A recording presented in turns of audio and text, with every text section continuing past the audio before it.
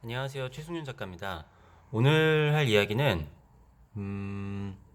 제목을 정확하게 정해 놓지는 않았는데 내 몸은 나보다 똑똑하다 그런 이야기입니다. 그리고 그것을 활용을 해서 그림을 그리기인데 이거를 제가 한번 얘기를 해가지고 전부 다 설명을 하기는 조금 어려운 주제이긴 할 거예요. 근데 일단 저는 사람들 안에 내재되어 있는 그런 본능이나 아니면 감성이라든지 아니면 우리가 일일이 다 생각하지 못하는 많은 것들이 굉장히 복잡한 메커니즘으로 이루어져 있고 그것에 대해서도 여러 번 말씀을 드렸잖아요. 어떤 분은 창조론을 믿는 분도 있고 아니면은 진화론을 믿는 분들도 있을 거예요.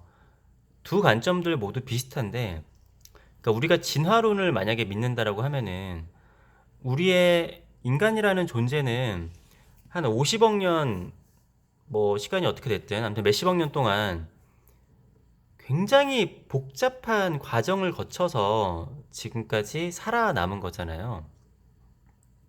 그러니까 우리가 겨우 한 몇백 년이나 몇천 년 역사도 엄청나게 복잡한데 인간이 이렇게까지 진화를 하고 살아남은 역사는 그 수십억 년 동안 정말 우리가 일일이 다 알 수 없을 정도로 많은 일들이 있을 거예요.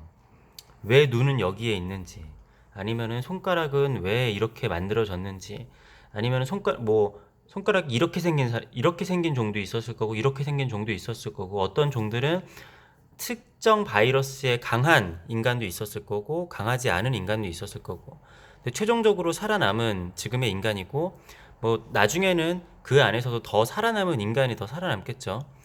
근데 굉장히 복잡한 메커니즘으로 진화를 해왔기 때문에 그 우리 몸 안에는 우리가 겨우 저는 한 36년 살았고 한 100살을 산다고 하더라도 몇십억 년 동안의 그러니까 인류가 진화를 해왔던 그 지식을 과연 따라갈 수 있을까라는 생각이 있어요.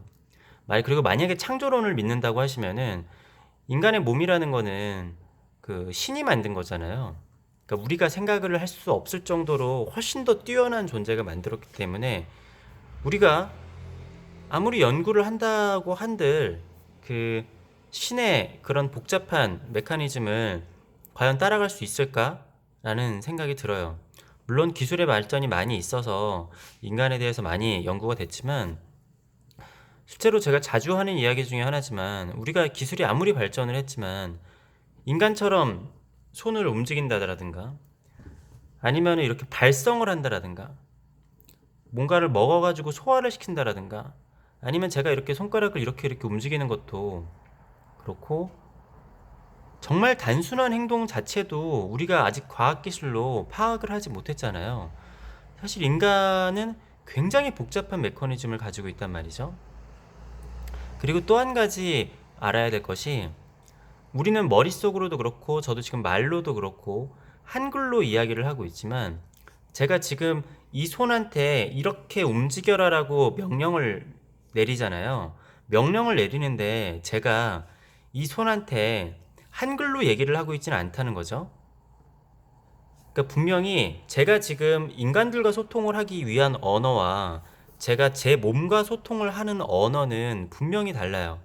그것이 이렇게 타임라인대로 이루어진 언어도 아니고 한꺼번에 이루어지는 복잡한 거죠. 그러니까 계속 신호를 보내고 있을 거예요. 여기에 피도 보내고 근육을 이쪽은 이렇게 수축하고 여기는 이렇게 수축하고 하면서 그 와중에 뼈는 어떻게 하고 혈관은 어떻게 하고 여러 가지 엄청나게 복잡한 메커니즘이 여기에 다 들어있잖아요. 게다가 움직이는 것뿐만이 아니라 뭔가 다치면 재생도 시킨단 말이에요. 순간순간 우리 몸은 계속 재생도 하고 있죠. 그리고 제가 미처 모르는 엄청난 것들이 많을 텐데 이것을 나의 몸을 인간의 그 언어로 이해하려고 하고 어, 명령도 인간의 언어로 하려고 그러고 그리고 마찬가지로 그림을 그릴 때도 마찬가지라고 생각을 해요. 그러니까 내가 머릿속에 이번에 그림은 어떻게 그려야지? 라는 생각으로 그 생각만으로 이거를 전달을 하려고 하면은 물론 그렇게 해서도 좋은 결과가 나올 수도 있어요. 저도 그렇게 하기도 하는데 근데 그거는 좀 훨씬 더 복잡한 얘기라서 넘어가고. 근데 아무튼 저는 제가 그림을 잘 그리기 위해서는 제가 알량한 36년 동안 살아온 지식과 그런 것들을 활용하고, 아니면 내가 지금 이 그림을 위해서 뭐 며칠 동안 연구를 하고, 아무리 그래봤자 뭐 신이 만들어 줬던, 아니면은 50억 년 동안 진화를 해왔건, 그러한 내 몸에 있는 그러한 지식을 제가 앞설 수가 없다라고 생각을 해요. 그래서 저는 제가 그림을 그릴 때 제 몸에 더 집중을 하려고 하는 편이에요. 제 몸과 저의 감각, 그리고 저의 본능, 감성, 그런 것들에 더 집중을 하려고 하죠. 물론 그런 것들을 제가 다시 말씀드리지만, 인간의 언어로 지금 감성에 집중을 해야지, 아니면은 지금 내가 내 본능에 집중을 해야지, 내가 생각을 한다고 그렇게 되는 건 아니에요.